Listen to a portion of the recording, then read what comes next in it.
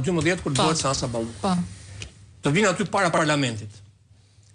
Zoti Berisha doli sot në të njëjtën linjë, por nuk tha para parlamentit apo para dite. Tha nda 12 do bëjmë protestë. Sepse ka një problem të madh. Ajo seancë duhet bërë e datës 12 dhe duhet bë në gjithë ceremonalitetin e saj. Pra, opozita nuk mundet dhe nuk duhet të bëhet arsye që të dështojë si seancë. Pra duke bërë presion nga jashtë dhe ndoshta duke bërë veprime brenda. Ajo seancë duhet bërë sepse opozita duhet ta lërë Edi Ramën të gabojë.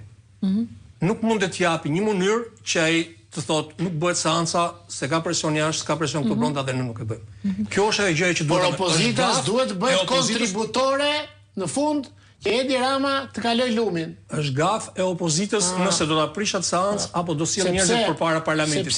Nuk duhet ta ngatroj. Protesta mund ta bëjë në mbasdite. Mbasi bëhet vendimi ka gjithë të drejtën për nuk ka qeder. Ka qeder përpara parlamentit në momentin që bëhet ajo seancë ka qeder. Seanca duhet bërë domethënë nuk duhet të lvizë asnjë. Le të gaboj majoranca. Komisioni mund të modifikuar atë sa protesta është bio. As njerëzit në protestë. Protesta është bio. Atë gabimin e opozitës e ka ai arbitri që po themi ne. Dakor? Ai e gjykon. Gabimin. Opozita duhet të imponojë. Ai po e let gaboj. Edhe ai po e let gaboj.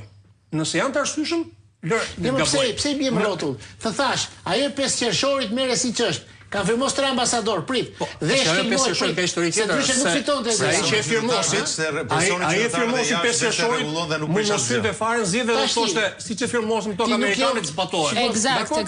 Por hyn edhe me ndryshimet. Kjo po. Nuk e di au. Tu jam dakord. Jo, një sekondë që të kuptohemi tamam. Më thoj Ramir, më thoj. Si replik, Edi Rama sa i përket testoneve është mësuar që të zgjodhi arrit zgjedhjet e avokatin e popullit mes flakadan dhe nuk e ka problem të bëjë seanca. Ka zgjedhur ta markun për atë çfarë do kush. Dikur ka zgjedhur ta markun. Po. Tash s'kan sede. Edhe e por ata janë specialistë më të drejtë.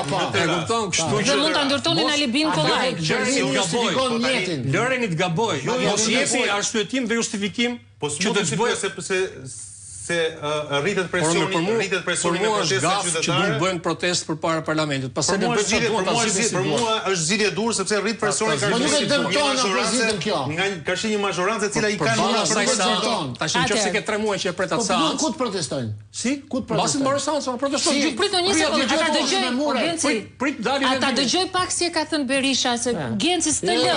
Ja, do ta kisha shmangur 3 orë. Të riqem. Po s'është puna. Jo, të riqem. Po ti duhet të kuptosh. Jepim pra doktorit, po ta kisha dhënë do kishim shmangur këtë se dhe Tela me të drejtë tha dhe unë nuk e kuptova tha në çfarë ore, në çfarë, sepse është shumë interesante ky kundërshtrimi Telës. Kemi të bëjmë me specialista. Jo, gjonim doktorin mund mos e bënim këtë debat. Jo, prit një moment, se edhe unë nuk e kam dëgjuar mirë, edhe unë jo, po nuk jam dhe unë e sigurt si e ka deklaruar. E dëgjojmë edhe një herë dyshin. Duhet të përgjigjemi në mënyrën më të fuqishme. Data 12 është kryengritja e radhës. Ftoj qytetarë shqiptar në të 4 anë të Shqipërisë të bashkohemi kundër kreut të kësaj organizate kriminale, për t'i dhënë përgjigje merituar për vjedhjet e tij dhe për tradhtinë e lartë kombëtare që i bën idealeve europiane të popullit shqiptar, ëndrës europiane të shqiptarëve për të zënë vendin e tyre të merituar në Bashkimin Evropian. Nuk ka thënë të paktën që është përpara parlamentit ose që lidhet drejt për drejt me çështjen. Përpara parlamentit them unë, pastaj atje ta bëjnë kërkesa për protestë është ai është objektivi, domethënë protesta këto 3 muaj këtë kanë pas. Karshi parlamentit. Titulli i protestës këto 3 muaj ku ka qenë çështja e vendimin e dur. Prandaj ka qenë konsistente dhe janë bërë 4 protesta. Se mund të ktheheshin më parë që boshim janë 6 muaj. Gazvend Bardhi ishte çik më jashtë në deklaratën e tij, duke deklaruar që nëse ai parlament nuk merr vendimin të japë rrugë drejtësisë për të hetuar raste të korrupsioni, ai kthehet në një bunker korrupsioni dhe nuk mbaroj seancën, nuk mbaroj ta shem. Ore, se mund të ndodhë dhe deputetët ngujohen në një moment, nuk e di, mund ta shohim ngujimin brenda parlamentit, këtë nuk e dim. Shiko, historia ka treguar, ndryshimet vijnë me radikalizim, jo me dhunë, me pak forcë. Dakor? Po nuk vin me dialog me këtë, se ky është kryeministri në 35 vjet, e kupton që nuk ka parë historia këtë, që ky bën fortin edhe ditën, e kupton, ditën që është me një këmbë. A kupton? Ky është problemi me këtë. Kështu që këti duhet qëndruar, një e parë dhe duhet radikalizuar në këto format, edhe ngujimi, se dua të rikthejm pak dhe kësaj që thot Genci. Pra, ti vendoset në tavolinë marrëveshja datës 5 ditor të tjerë. Vetëm një moment Genci. Reforma zgjedhore, un po të bëj një pyetje drejt për drejt, po dua përgjigjen shkurt. E zëm Bie Rama do shkohet në zgjedhje parakoshme. Shkohet me këtë kod? Po jo, nuk shkohet me këtë kod. Pra, reforma duhet bërë zgjedhore. Biem dakord. Pra po doja. Si mund të imponohet? Imponohet nëpërmjet me lobimin me ndërkombëtarët. Do garantor ndërkombëtar kjo punë. S'ka. Nuk ka zgjidhje nga ndërkombëtarët. Si nuk ka zgjidhje nga ndërkombëtarët? Ndërkombëtarët ti ke mbështetë marrin masat e tyre, por lëvizja, veprimi është këtu. Veprimi është te gjithë secili nga ne Genci. Nëse ne do presim zgjidhje nga Shtetet Bashkuara të Amerikës, nga Bashkimi Evropian nga tjera, ndërkombëtar ka qenë në kohëra më të buta. Dakor, është garantor, është mbështetës, ky është antagonizëm i madh. Pritje, çfarë duhet të them? Shiko, problemi është këtu, duhet garantori ndërkombëtar. Po pse votojmë ne Genci? Ata që ja kthyen. Na e zgjedh Perëndimi, pse votojmë ne? Pse protestojmë ne? Po si jo. Po tash pse Po kështu është, po nuk mundet ta pranojë, nuk mund ta pranojë sepse nëse pranon, opozita nuk propozoi gjë, dëgjoj. Opozita nuk po imponon se ç'duhet faktori ndërkombëtar. Patjetër më dëgjoj tash. Këta njerëz që bën atë raportin e Odirit, ti e di sa ka lobuar Edi Rama dhe aty mbrapsht? Prit, me këta njerëz pra duhet puno.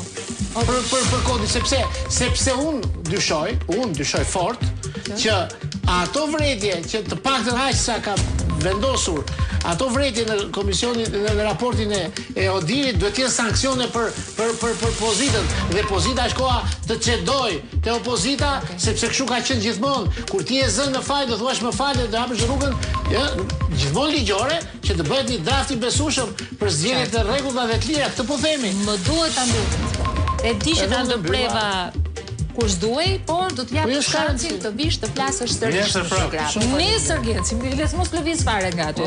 Dëgjoj mua pritet këtu Armela Ferkon, sot ka dhe plug në mbrëmje, për çfarë plotësot plugu? Çfarë do më shumë nga jeta? Për rrugët e lëna rrugëve. Po ku e rrugët? Dhe me rrugët do merremi tani. Po. Rrugët e lëna rrugëve. Rrugët e lëna rrugëve. Falenderoj Andi Telo që ishte me mua, Romiri është gjithmonë kënaqësi, avokat, mund të qëndrosh edhe ti je i pranishëm edhe nesër. Ndërkohë, siç e thash, do të jetë kolegja Armela Ferko me edicionin qendror.